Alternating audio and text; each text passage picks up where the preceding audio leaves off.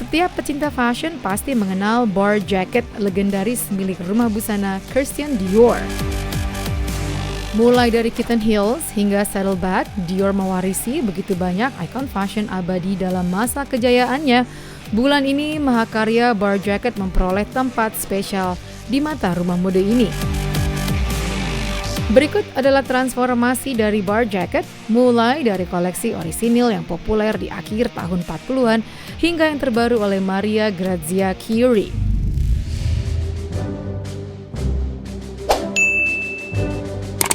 Christian Dior 1947. Sejak tahun 1947, kala pertama dicipta, siluetnya telah membuktikan keunggulan pengetahuan Dior lewat bentuk lingkar pinggang yang ramping, potongan bahu yang berstruktur lembut, material berlapis yang menonjolkan bentuk pinggul, serta garis leher terbuka.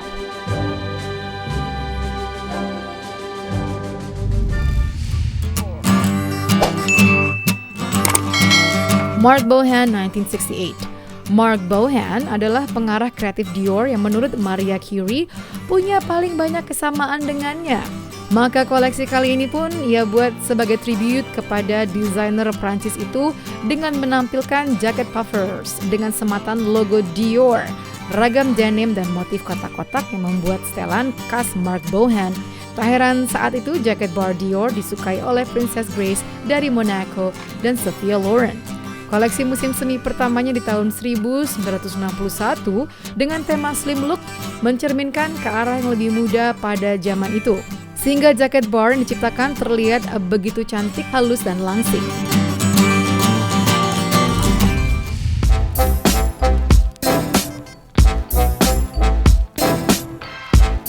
Gianfranco Ferré 1991. Pada tahun 1989, desainer asal Italia, Gianfranco Ferré, masuk ke Dior dan sebagai seorang seniman, ia membawa gaya seninya dalam rancangan Dior, di antaranya dengan menghasilkan rancangan yang lebih ke arah artistik, struktur, dan megah.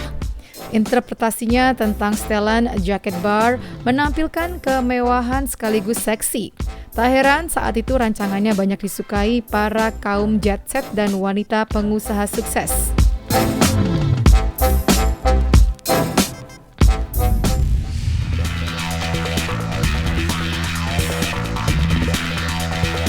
John Galliano mengubah panggung Dior menjadi lebih teatrikal dan sensasional.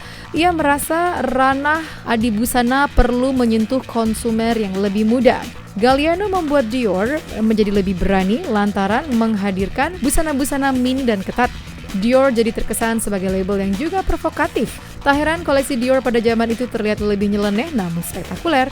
Pandangan Galliano tentang setelan jaket bar adalah hiperbola dalam kemewahannya. Selama masa jabatannya, ia sering menghidupkan kembali jaket itu dengan gaya baru, termasuk versi kulit gelap.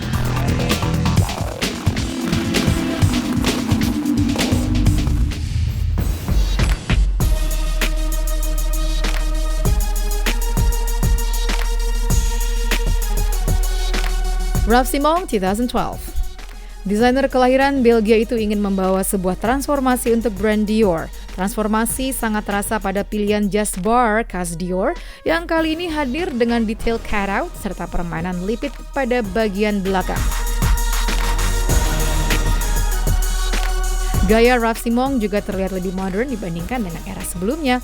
Simons memberi penghormatan kepada Christian Dior, namun ia melakukannya dengan caranya sendiri, menggusur dan menggeser elemen simbolis dari jaket bar ke dalam pakaian lain dalam gerakan elegan yang penuh hormat dan provokatif.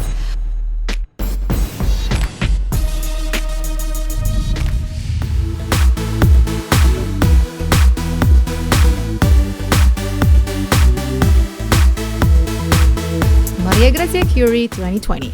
Dior Jacket Bar juga terus mengalami pembaruan secara terus-menerus dengan sejumlah inspirasi berbeda.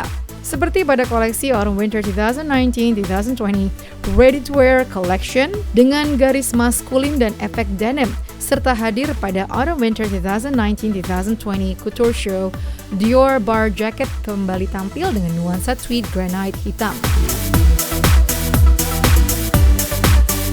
Untuk koleksi Cruise 2020, Maria Grazia Curie berkolaborasi dengan seniman Mickalene Thomas dan Grace Wells Bonner untuk menciptakan bar jacket berdesain ultra-modern lewat perpaduan teknik menyulam dan teknik merenda khas Karibia dengan menggunakan bahan silk dan raffia yang ditenun dengan tangan. Untuk warna, Grace meracik rona cerah yang dipadukan dengan gelapnya warna hitam untuk mengawinkan sempurna aspek feminin dan maskulin.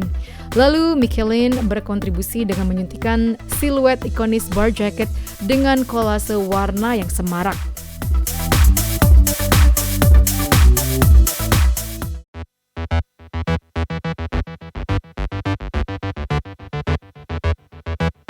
Viewers beralih ke dunia film, akuilah tak banyak nama sutradara perempuan yang bisa kita sebutkan dengan mudah, sebagaimana kita bisa dengan mudah mengingat Quentin Tarantino, Martin Scorsese. Meski demikian, terdapat banyak sutradara perempuan dengan deretan karya apik yang mungkin masih samar-samar kita kenal. Sekarang kita lihat yuk karya-karya dari sutradara perempuan yang layak jadi watchlist Anda.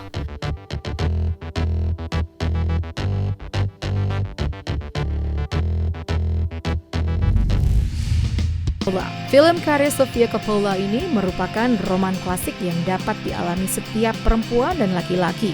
Bercerita tentang seorang aktor yang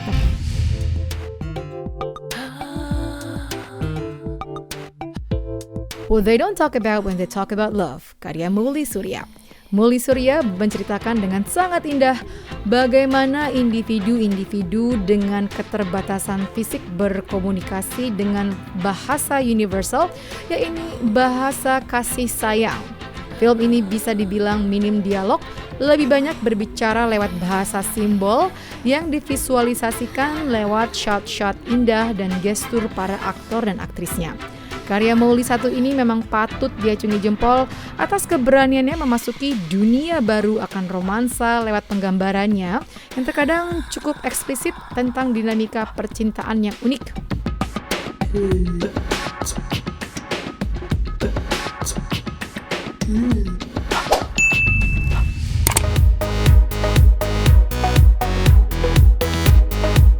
Lady Bird karya Greta Gerwig. Dengan performa para artis dan skrip yang ditulis dengan indah, film Coming of Age ini menjadi favorit kritikus hingga bertanding di Academy Awards 2018. Film karya Greta Gerwig ini memang patut untuk mendapat penghargaan tersebut.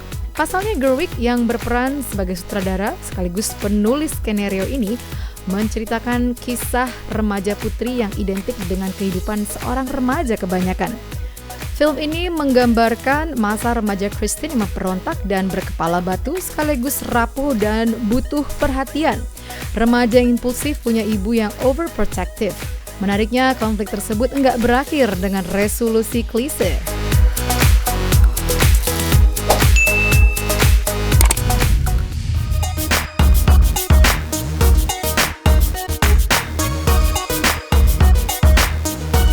The Seen and Unseen karya Camilla Andini. Meskipun film yang keluar tahun 2017 ini bukan menjadi karya pertama dari Camilla yang diakui oleh para kritikus, namun film ini mendapat penilaian luar biasa dari Toronto International Film Festival dan Busan International Film Festival. Film yang menggabungkan berbagai simbol dalam semesta kepercayaan serta unsur mistis kemudian dibawakan dengan sempurna oleh akting dan tarian anak-anak di banyak adegan dalam film.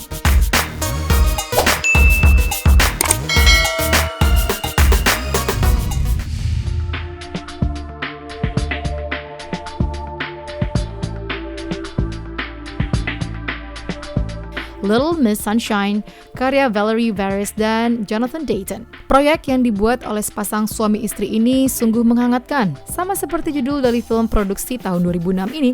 Terlepas dari debut kedua pasangan sebagai sutradara, mereka membawa pulang 4 piala Oscars.